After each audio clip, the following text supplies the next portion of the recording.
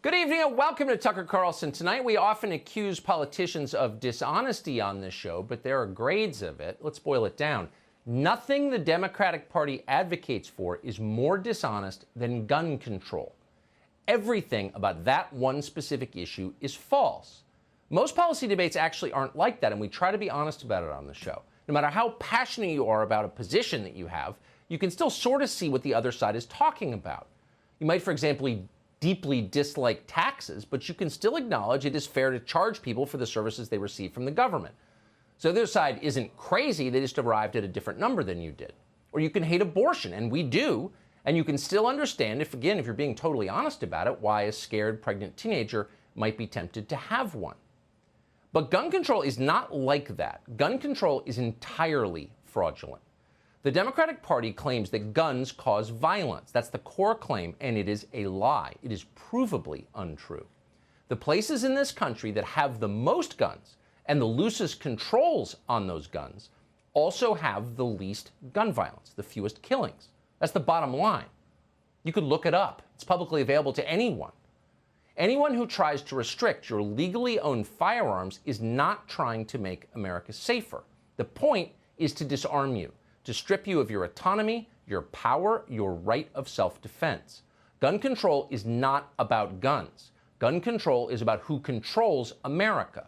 Is it the population, as in a democracy? Or does all control go to a small group of authoritarians, as in an oligarchy? Those are the stakes in the gun control debate. It's not about guns, it's about who runs the country. So with that in mind, Joe Biden's speech today calling for more gun control should make you uncomfortable. Almost nothing Biden said was true. We could go down the list, but here are a few highlights to give you the flavor. Biden claimed that firearms purchased at gun shows are exempt from background checks. That's a lie, as anyone who's ever been to a gun show can tell you. Joe Biden claimed that gun manufacturers have total immunity against lawsuits. That's also a lie. Gun manufacturers get sued all the time. Ask them, etc. So it was a speech aimed to mislead rather than to inform. Before he announced how he plans to restrict your Second Amendment rights, Joe Biden wanted to remind you that those rights are not real in the first place. They are not, as he put it, absolute.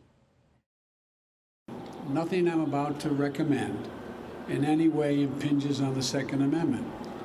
They're phony arguments suggesting that these are Second Amendment rights at stake for what we're talking about. But no amendment to the Constitution is absolute. You heard the sirens in the background responding to the skyrocketing crime rate in the city he presides over. But the right to keep and bear arms shall not be infringed. That's the promise in the U.S. Constitution. But according to Joe Biden, it's still not an absolute right, despite what the text says. No, that right is subject to his approval and his interpretation. Joe Biden is in charge of the Constitution now. Joe Biden defines its terms. And Joe Biden has decided that something called stabilizing braces can no longer be allowed. Now, a stabilizing brace is used by target shooters to hold heavy firearms. They play zero role in the murder epidemic now underway in our cities. Then why is Joe Biden banning them without the approval of Congress? Probably because up to 40 million law-abiding Americans own this device. And under this order, Joe Biden's order, every one of those people will have to alert federal authorities and pay hundreds of dollars in fines for the crime of owning a harmless piece of plastic that was legal yesterday. And if they don't comply, Joe Biden's federal authorities can then drag them off in handcuffs, seize their property, and charge them with a felony. So with a single stroke of a pen, Joe Biden just turned tens of millions of overwhelmingly Republican voters into criminals. Is it starting to make sense now? Think about that for a minute, and you'll begin to understand why the Democratic Party is so focused on what they call weapons of war. You might know them as semi-automatic small-caliber sporting rifles that normal people use for hunting and target shooting and home defense. Here's the thing that you should know, and again, don't take our word for it, look it up. No subject is more carefully cataloged than gun violence. Guns like this, these so-called weapons of war, play no meaningful role in crime. Virtually all gun murders in this country are committed with handguns. A small number of people, again, provable, a small number of people are responsible for most of the violence, and they use a small variety of weapons to commit it. Those weapons are not rifles. Here are the numbers. According to the most recent data from the FBI, firearms were involved in a total of 10,258 homicides in 2019, the last year for which data are available. Fewer than 500 out of more than 10,000 of those homicides were committed with rifles. Rifles of all kinds, including so-called weapons of war. So criminals don't use rifles. They're not concealable. Maybe that's why. In fact, more people were murdered with knives than with rifles. So if you actually cared about making the country safer, keeping people from getting murdered, you would target handguns in big cities. That's where the murders are. That's where the violence is. But the Biden administration is doing the opposite of this, the mirror image of this. The Biden administration is letting big city criminals go.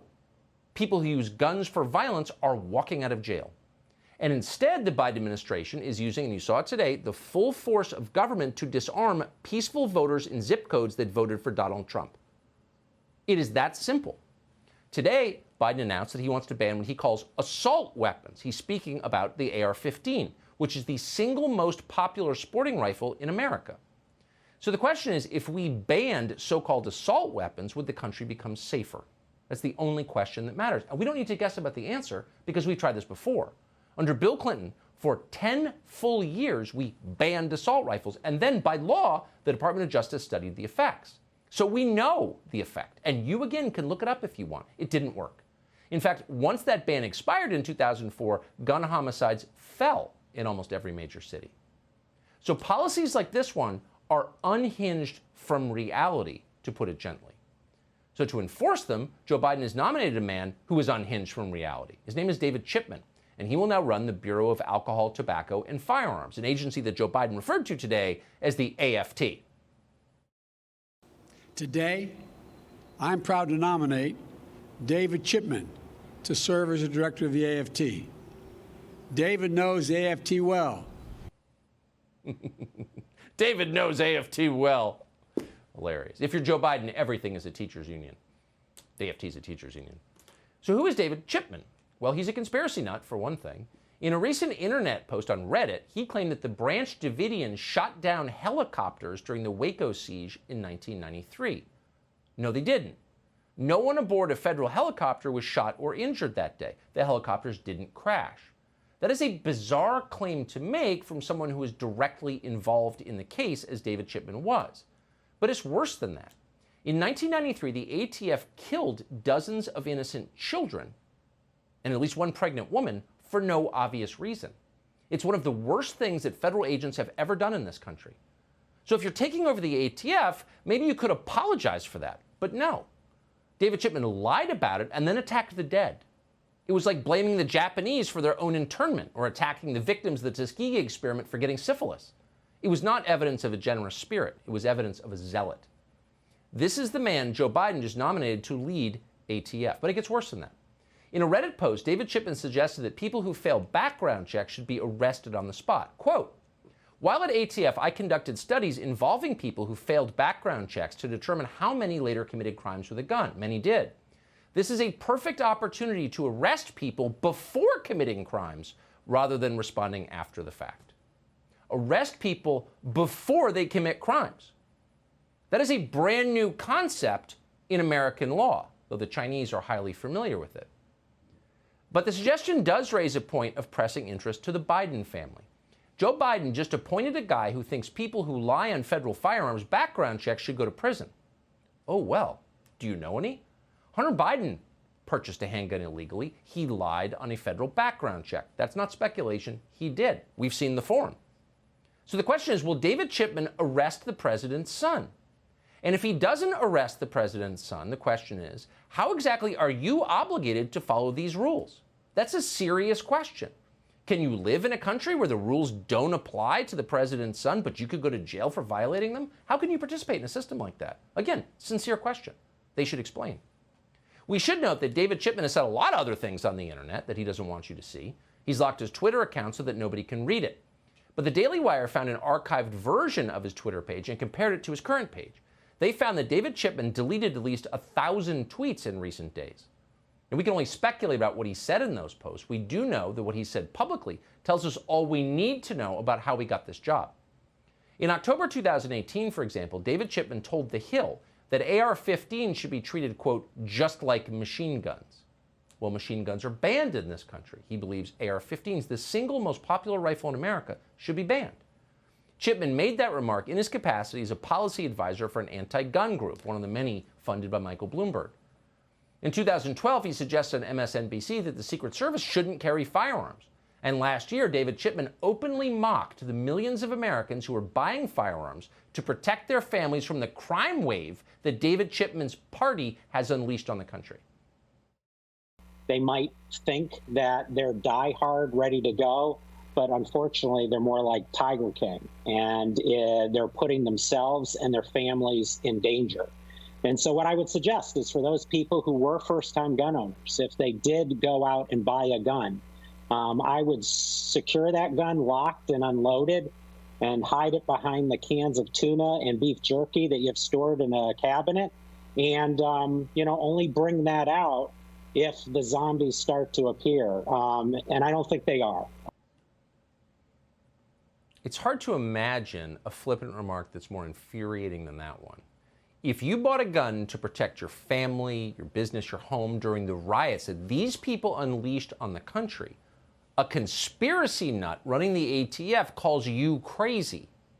That's why if you made the mistake of buying a handgun with a magazine that holds more than 10 rounds, in other words, if you bought a Glock 19 or any of the most popular handguns sold in America, you'll be obligated to surrender it to that guy. And high capacity means what kind of numbers are we talking about? Yeah, so I think the consensus has been around 10. And there are a number of reasons why. So 10 and above would be high? Yeah, well, I think, let's say 10 and below are okay or reasonable. Above would be regulated. So this raises a lot of questions. Why is David Chipman allowed to decide how many rounds you're allowed in your magazine? What does he know about that? Is he in charge of protecting your family? Does he live in your neighborhood? Are your children his responsibility? It's outrageous. But worse than that is theater. It's not real. People like David Chipman aren't opposed to gun violence. In fact, people like David Chipman, his party certainly, are making gun violence possible in this country. We could give you many examples we have for years. Here's a new one. In Washington, the city is planning to stop enforcing gun laws. Really? The party that thinks guns cause violence is no longer pulling them off the street. Why? Because it's racially insensitive to do that. A D.C. police commander called John Haynes just sent a memo announcing this policy. Quote, "No longer are we focused on getting guns." Huh? Aren't they telling us out of the other side of their mouth that your guns are their problem? Right, your guns. Not the criminal's guns, your guns, because you're the criminal now. Meanwhile, in Chicago, where a 21-month-old child was just shot on the street last month, Mayor Lori Lightfoot has decided that not all guns need to be removed from the streets. No, just the ones that you own. According to Lori Lightfoot, the real danger is not handguns. It's, quote, military-grade weapons from other states. Tuesday, little Caden Swan was shot on Lakeshore Drive.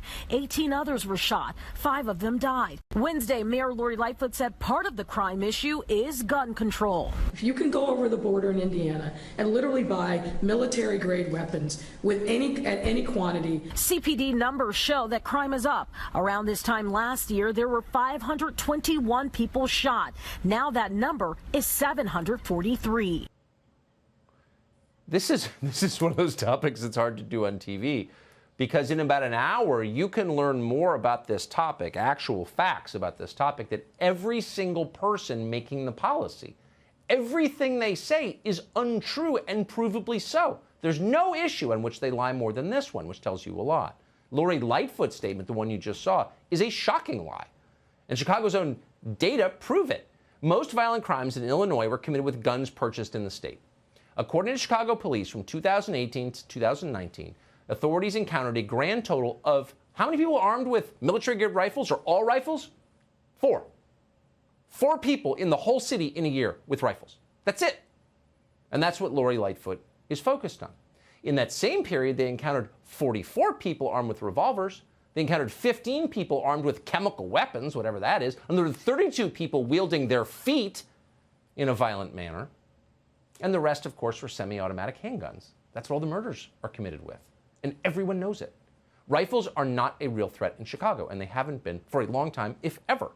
Between 2013 and 2016, just 4.8% of guns recovered by the Chicago police were rifles. 4.8%.